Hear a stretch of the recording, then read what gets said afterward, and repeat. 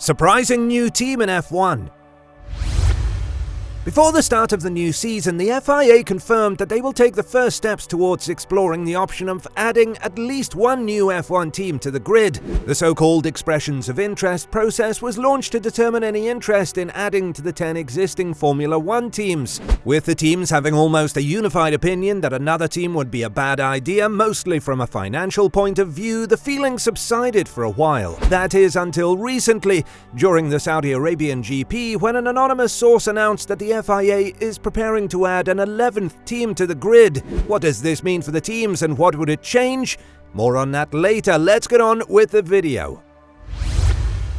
Firstly, what precisely is this expressions of interest process? Back in January, before the start of the new season, Mohammed bin Sulayem announced that the FIA will aim to open a search for parties interested in joining the F1 grid, which could lead to up to 3 teams joining. The FIA president took to Twitter to reveal that the organization will launch an expressions of interest process to determine any interest in adding to the 10 existing Formula 1 teams. This process would be the first step in determining which teams, organizations, or businesses have a genuine interest in setting up a Formula 1 team, which will compete in the grid starting from the 2025, 2026, or 2027 season. The interested team needs to go through a full application process, sending a cover letter, its information, address of the HQ, identification of all the shareholders, and the CVs of all the directors and officers, with an initial administration fee of $20,000. As we can see, this is a really in-depth process,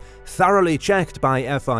The deadline is April 30th, 2023. Formula 1 teams have broadly been resistant to the idea of adding another team to the grid, with many likely to be resistant to prize money dilution. A hefty fee of $200 million would await any successful applicant, with the money going direct to the teams to protect against the prospect of reduced prize money. Any successful application for a new F1 team is likely to be a lengthy process, with the FIA wanting to establish the credibility of the interested parties, primarily from a financial and technical standpoint. With the rise in popularity of the sport in recent seasons, it is likely that interest will come from more than just the Andretti team.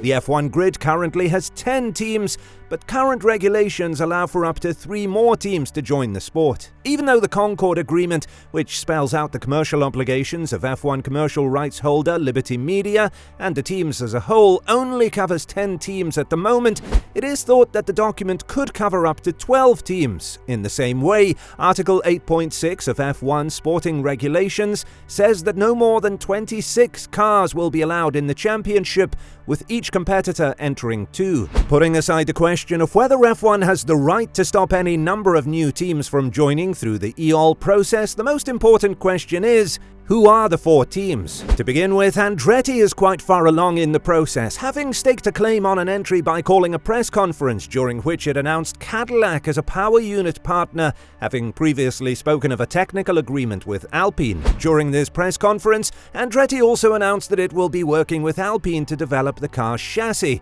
In point of fact, as was revealed here, former Renault Alpine technical director Nick Chester has engaged a number of experienced heads under the top-tier label to begin concept modeling of a vehicle that will be produced in 2026. In spite of the fact that Alpine management fiercely denies that Top Tier has an agreement to utilize its Enston facilities for modeling purposes, people who are in the loop are sure that a deal of some kind exists. It is possible that it is just a question of time before Top Tier enters the wind tunnel, or that the executives of the French team will become aware of it. Panthera is the second hopeful, although the project's chances appear to blow hot then cold, and it is unknown whether or not the principals will bring it all together by D-Day, 30th of April. In either case, it will have to overcome some formidable challenges. Then there is Hi-Tech, which is an F2/3 team led by Oliver Oakes, a former world karting champion who struck gold by teaming up with the Mazepins when Nikita was in the early stages of his career. During this time, Nikita was competing, although Although Oaks denied it and that high-tech is still linked to the sanctioned Russian family, a number of suspicious fingerprints remain, and the FIA and F1 are understandably wary about a lingering connection. Oaks denied that high-tech is still linked to the sanctioned Russian family. Keep your eye on the cash. Then there is a Swiss-based project that was initially revealed by the news publication Racing News 365, but little is known about it other than the fact that it is headed up by Craig Pollock, pictured below with 1997 world champion Jacques Villeneuve, who founded British-American racing by acquiring Tyrrell with a pile of tobacco and converting the traditional British team into BAR, which morphed into the current Mercedes F1 operation.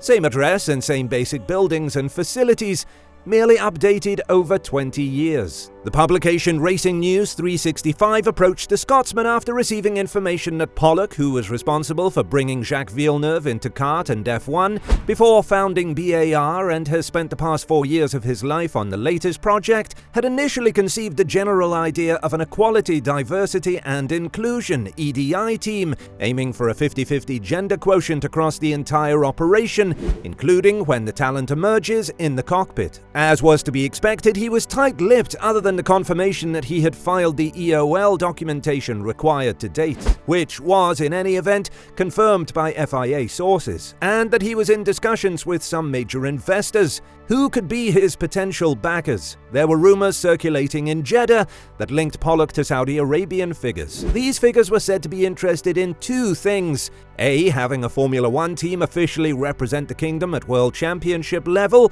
rather than being merely a promoter and global partner to the sport, and B, doing so in conjunction with an operation that has EDI at its core. As a result, Prince Khalid, the president of the Saudi Motorsport Federation, stated the following: "It's still in the very early stages," the prince admitted, adding, "There are lots of feasibility studies, there's a lot of things we still need to do and consider. Now things are a lot easier to enter Formula One, but there's a lot to do before we take the final decision. Hopefully we can sort a lot of things soon and not later, because to enter Formula One later will cost a lot more. We are looking closely and we have a lot of interest." He did, though, stop short of admitting that an EDI project was under consideration, saying only, "It is too early to go into these kinds of details." No denial then. However, during an earlier select media conference, the Saudi had admitted that the kingdom was hoping to turn motorsport into a profitable business in the country, adding, "It's our goal to bring the know-how, experience and expertise to Saudi Arabia.